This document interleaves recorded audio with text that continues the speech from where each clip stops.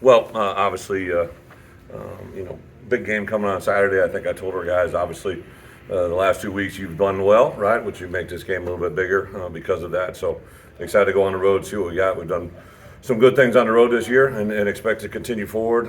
Really excited here the last 3 or 4 days to get so many guys, I think, since Monday, nominated for national awards. I think one of the things that's really cool for me, I always say history repeats itself to our players, right? My first year at the University of Wisconsin as a head coach, I was able to get a Senior Bowl invite and hand it to Joe Thomas, who would later that year became a Outland Trophy winner and a really high draft pick and went on to have a great career. Again, a couple years later, I was able to hand Gabe Creamy a Senior Bowl invite list, and he became the Outland Trophy winner and obviously went on to a first-round draft pick. And Johnny to put himself in that position to be up for the Outland. I don't think I've had a defensive lineman nominated for that award. There's certain parameters they got to be in play. He's got to play inside the tackle and a certain number of reps. So just really excited for him. I know he came back to play really high-level football, and that's what he's done. He's just different than the rest I've ever been around the way he plays it. So from an injury standpoint, with our guys going over there on Saturday, should be 100% for where we kind of thought we were going to be on Monday. Reggie has practiced well all week, hasn't had any issues, don't see him being a concern. At wide receiver, Pat Bryan, who left the game, got in there a little bit on Wednesday, practiced today, and expect him to be full go on Saturday. Obviously, that'll be something we'll figure out that day when we get there. Luke been cleared, I believe, since Tuesday afternoon. Have him in practice all week. It's been really good to see him back there. I think anytime you have two guys that play that position as well as they have is a positive thing. Defensively, Keith Randolph practiced Tuesday, Wednesday, backed off a little bit today, but he should be 100% on Saturday to go where we're at. So don't really expect any change. Caden Fagan, again, just an evaluation process, hasn't been able to practice with us yet this week, but we got a chance. I know he's not a veteran player, but a guy that I think, this game, he got recruited by them and all that goes into it. He's been excited to play all along, so we'll see where that plays out. But Reggie and Fidonzo have had a good week of practice. So that'll open up for questions.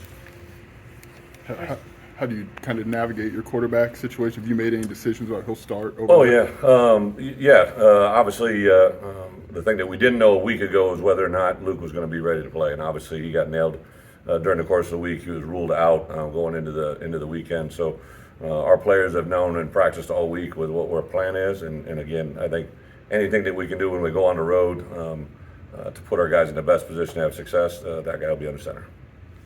I guess with the older guys that have maybe not practiced and you've been okay with him being cleared late and they can play. Is Caden? I mean, he's got. Yeah, I get it. The thing I have to be careful with Caden is the young man loves playing at the University of Illinois, and he went back in the game the other day, and obviously in a low red area, and physically just couldn't hang on the ball, right? So we got to pass all the things we have to pass to get him to be able to be out there. So that's the only element that probably will hold us back. We just got to make sure he can hang on the ball in traffic and contact and put himself in a position to be successful with all of us.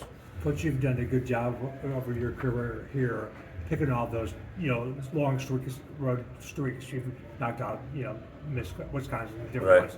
Iowa goes back to 99. 99, 2000. Right, so. The inside linebacker coach was at the University of Iowa. It was you. This handsome devil you got. So, is there something to how have you been able to do that? I think history is always good when you can teach it, right? And I've tried to really impress on our guys, like I said at the beginning of this press conference, right? History repeats itself all over the place. And last year when we had those 3 games in a row, we made a big deal of that, right? And obviously we're able to do it.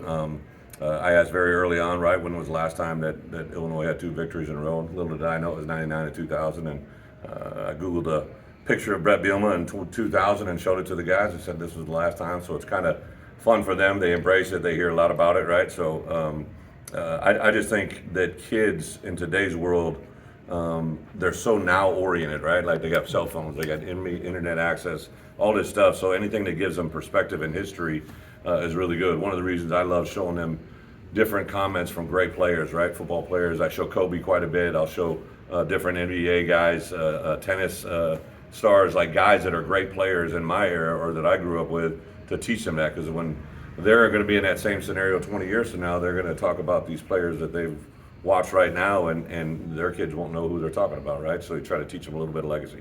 You've coached 1,000 games since then. Do you ever any memory of that game over there? No. Yeah.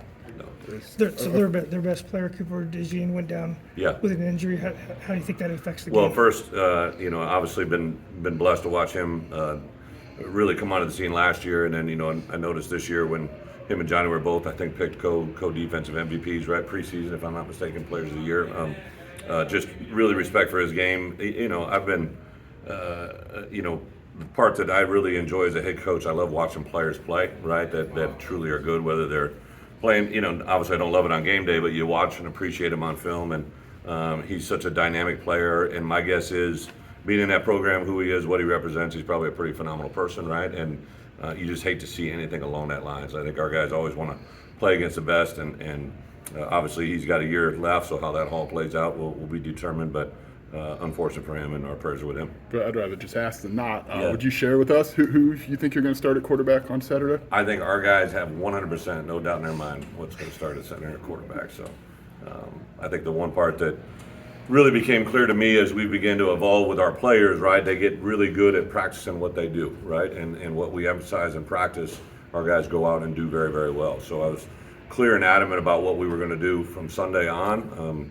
What the outside world knows, it doesn't really matter to me, but what happens on Saturday is what matters most. Fred, you mentioned wide receiver in terms of injuries, but has Pat Bryant kind of recovered in a way that Yeah, was so surprising to you? he, that play, he got rolled pretty good. If you watch it, the guy ranked on it pretty good, and he tried to come back in. So I knew he was going to be close.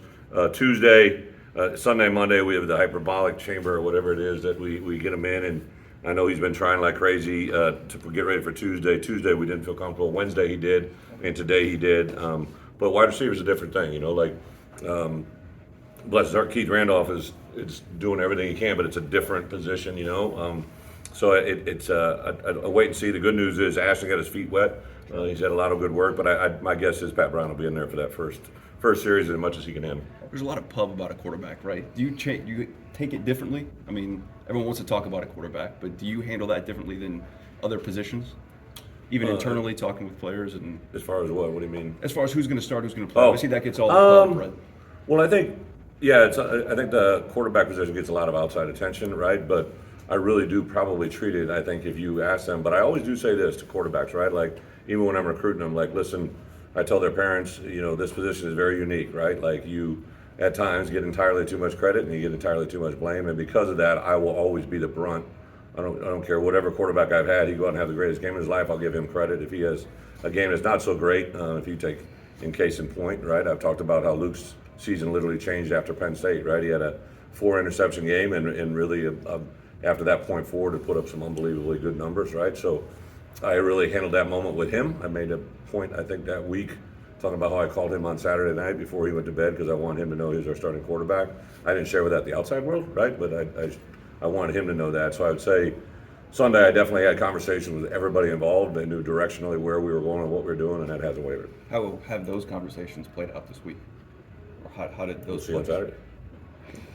The way they defend the run, especially in the red zone, like one rushing touchdown. I mean, does that not to give away the game plan, but does that change your thinking on how to game plan for them? I think anytime you're in the red area, which we've been very good at this year, we made a conscientious effort during the out of season and throughout the course of the year to be more efficient, and we've been able to accomplish that. I don't want to talk on what our plan is, like you said, but I think Iowa is who they are. They're very regimented in their schemes and what they do. They do change game plan wise on who they're playing, right? Like certain teams will be played differently, but I've been around this, seen this enough that like I have a pretty good understanding of what I think they're going to do to us in the red area. There's obviously a game plan installed, but we got to execute in those big moments, and obviously to be on the road is a big deal with the crowd noise. But I know you mentioned Caden hasn't been able to practice this week. What for you internally? What's kind of your deadline to decide if you'd have him make that trip to Iowa or if you don't? Yeah, well, getting down to just kind of the way we are, even 2 weeks ago when we didn't take Reg, we met on Thursday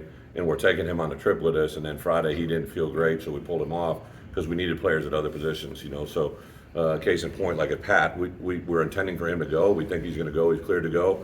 But if he gets over there and he can't, that made us take one more wide receiver. Does that make sense? Yeah. Like, so 74 travel guys, they get 74 guys to go to the hotel. So at this time of the year, everybody's trying to get that spot. I would say if Caden can't go, he wouldn't be included in the trip.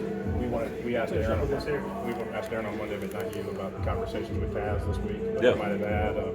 He seems adamant that he did not do that. So Right. how do you handle that as a coach? Yeah. Prior to passing? Well, the good news was the first thing I had to do was check and see if there's any further suspension, right? Because the rule by the law in this Big Ten conference, what happened and transpired on Saturday, he could be removed from further competition.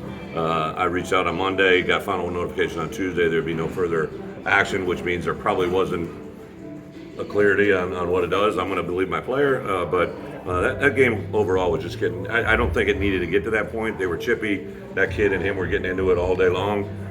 Taz tends to bring the ire of a lot of officials against him, which I believe he's earned at certain times, right? But I think the great thing about Taz is he's ultra competitive.